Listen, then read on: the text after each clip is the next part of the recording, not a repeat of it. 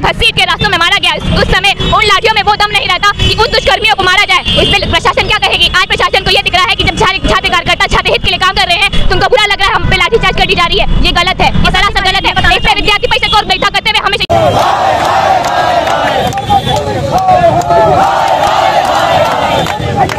है कि आज ये अपने आवास में छिप करके बैठा हुआ है। अगर ये माफी नहीं मांगता है, उत्तर प्रदेश की सरकार इसको बर्खास्त नहीं करती है, इसके ऊपर मुकदमा नहीं दर्ज करती है, हम इसके आय की जांच कराने की मांग करते हैं कि कोई नौकरी नहीं करता है और अरबों की संपत्ति बना करके रखा है। अगर इसके ऊपर कार्रवाई नहीं होती है तो इसका जीभ खींचने का काम विद्यार्थी परिषद के कार्यकर्ता करेंगे और इसकी चमड़ी छील देने का काम करेंगे बीजेपी कार्यकर्ता।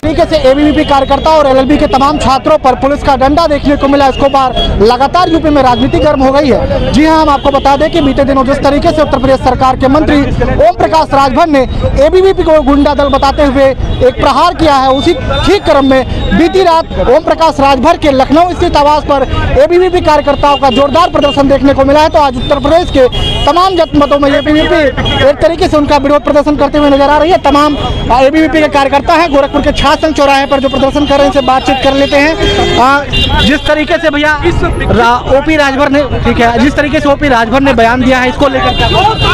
ये कहीं ना कहीं हमारे परिवार पिता का संस्कार और विद्यार्थी परिषद का संस्कार है, जिसके नाते ओम प्रकाश राजभर तक सुरक्षित है।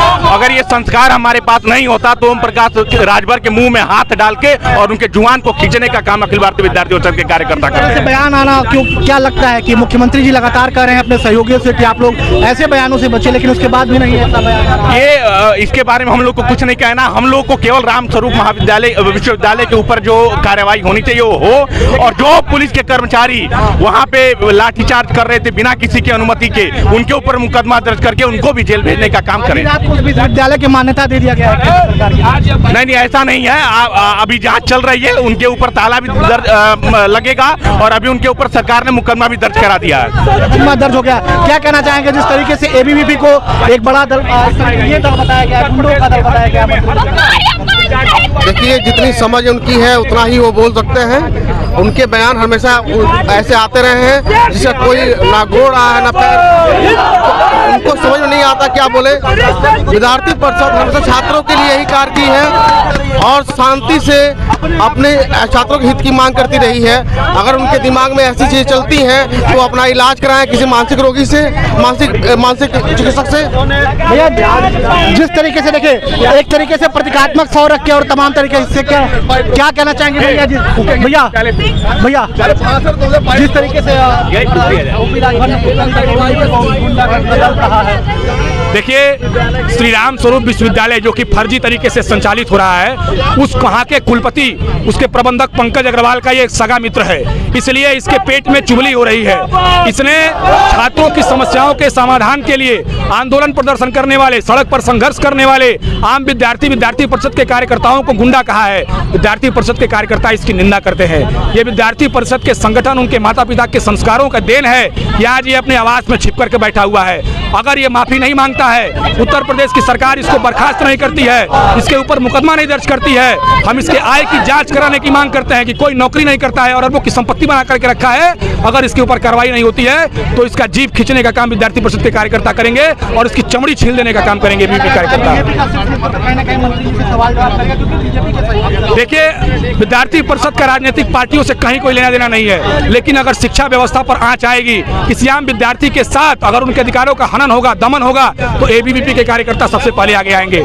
जिस प्रकार से रामस्वरूप मेमोरियल विश्वविद्यालय में प्रदर्शन कर रहे छात्रों विद्यार्थियों पर बर्बरतापूर्वक मानवाधिकारों का उल्लंघन करते हुए पुलिस प्रशासन ने लाठीचार्ज किया है, हम ऐसे वहां के सीओ हर्षित चौहान, उनके सभी थाना पुलिसकर्मी सबके ऊपर गंभीर धाराओं में मुकदमा दर्ज करके उनके ऊपर बर्खास्तगी की कार्रवाई हो, ऐसी डिमांड भी सरकार से कर रहे हैं। और रामस्वरूप विश्वविद्यालय के ऊपर ताला लटकना चाहिए, जो कि खुलेआम उत्तर प्रदेश के मुख्यमंत्री, शासन प्रमुख सचिव के नाक के नीचे फर्जी तरीके से एडमिशन ले रहा है और यह लोग उसको सह देने का काम कर रहे हैं। इनको ऊपर कार्रवाई होनी चाहिए।